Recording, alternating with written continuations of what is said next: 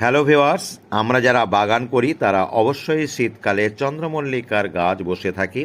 আমিও বসিয়েছি, তবে আমি পরে বসেছি এই 15টি কালার। এরা এখনও সম্পূর্ণ ফুল দিয়ে শেষ করেনি, এখনও সতেজ হয়ে আছে, সুন্দর হয়ে আছে, অবিরাম ফুটতে আছে। আর এই যে 20 ধরনের দেখছেন, এগুলো আমার প্রায় শেষ হয়ে গেছে। এখন যে গাছগুলো সতেজ হয়ে আছে সেখানে একটু যত্ন করতে হবে, আরও দীর্ঘদিন আমাকে ফুল পেতে হবে। এই জন্য আমি খাবার হিসাবে 10-26-26 দিই, আর দিই খোল জল।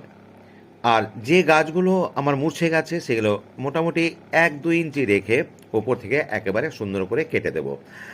আর এই গাছগুলোতে কিচেন ওয়েস্ট থেকে যে তরল তৈরি করি সেটা দিয়ে গাছকে বাঁচিয়ে রাখবো বর্ষাকাল পর্যন্ত।